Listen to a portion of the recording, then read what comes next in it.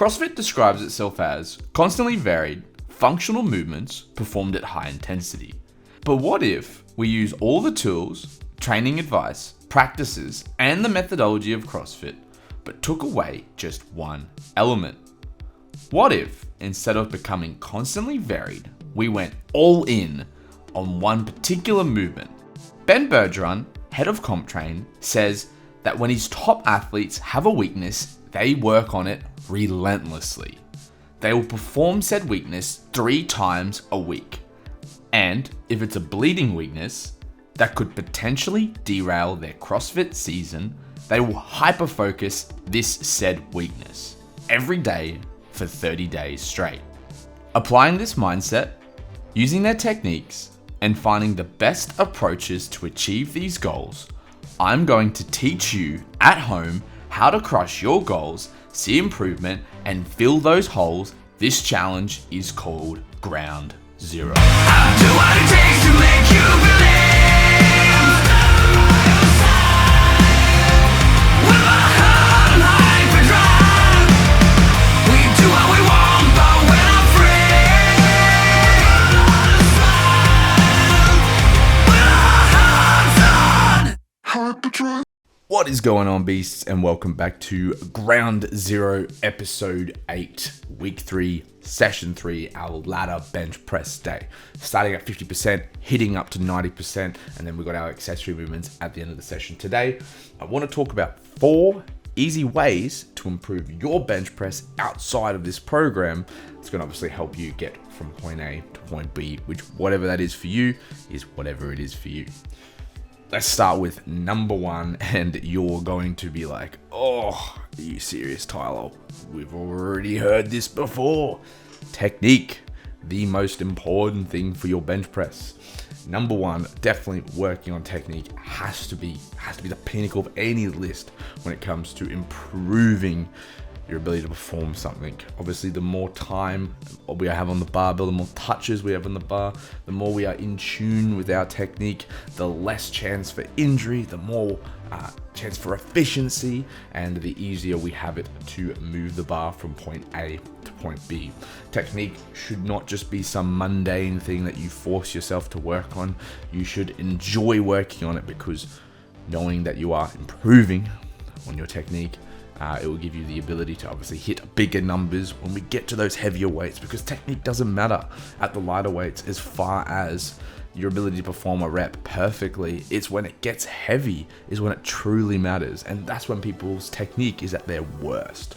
So making sure you are focusing on technique through every single lift and trying to make every lift look like the last, whether it's a bar weight lift or 90% of your 1 rep max bench, it is essential that we are working on that technique.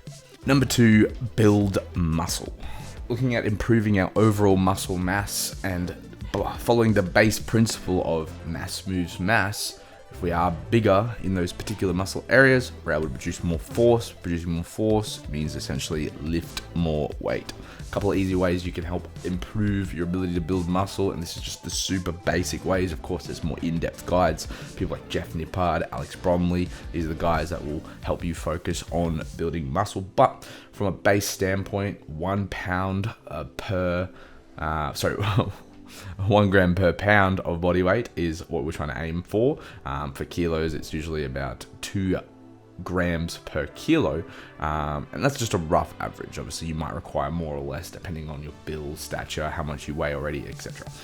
But that's kind of the golden rule for nutrition. Sleep 7 to 9 hours per night. Obviously, reducing stress is going to be key, but might as well just try and cure cancer while you're at it. But sleep well. That'll hopefully reduce your stress. Eating an adequate protein intake, obviously consistent training, which is what we're doing, and things that help build testosterone. Vitamin D is probably the easiest one. Trying to get some adequate sunlight. That will obviously depend on your location of living, but anywhere between 10 to 30 minutes of sun exposure on your skin per day will actually help with that.